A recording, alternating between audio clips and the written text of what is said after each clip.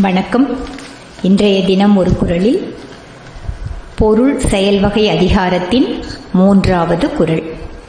பொருள் என்னும் பொய்யா விளக்கம் இருள் அறுக்கும் எண்ணிய தேயத்துச் சென்று. பொருள் என்னும் பொய்யா விளக்கம் செல்வம் எனப்படும் அணையா விளக்கு. பொய்யா விளக்கம் அணைந்து போகாத என்றும் சுடர்விட்டு எரியும் விளக்கு போல. இருள் அறுக்கும் இருளாகிய துன்பத்தை போக்கிவிடும். எண்ணிய தேயத்துச் சென்று. தேயம் என்பது நாடு, இடம் என்ற பொருள்படும். எண்ணிய தேயத்துச் சென்று நாம் செல்ல வேண்டும் என்று எண்ணிய நினைத்த இடத்துக்கு சென்று. செல்வம் என்னும் அணையாத தீபத்தை கையில் கொண்டால் நாம் எண்ணிய இடத்திற்கெல்லாம் சென்று அந்த ஒளியின் துணை கொண்டு இருளாகிய துன்பங்களை விரட்டிவிட முடியும் என்பதே இதன் பொருள். வள்ளுவர் காலத்தில் அரசர்கள் வாழ்ந்திருப்பார்கள்.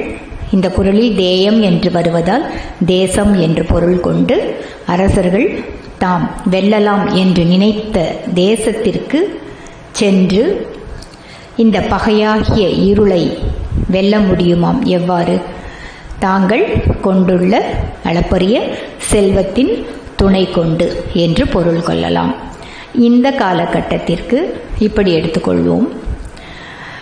அதாவது நம்மிடத்தில் போதுமான அளவு பொருள் இருப்பு இருந்துவிட்டால் நாம் செல்ல வேண்டும் என்று நினைக்கும் இடத்திற்கெல்லாம் சென்று ஏடிஎம் கார்டில் பணம் பெற்று இருளாகிய இடர்பாடுகளை வெல்ல முடியும் என்று பொருள் கொள்ளுவோம்.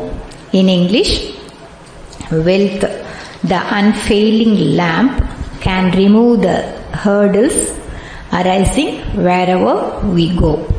மீண்டும் ஒரு முறை குறளை பார்ப்போம்.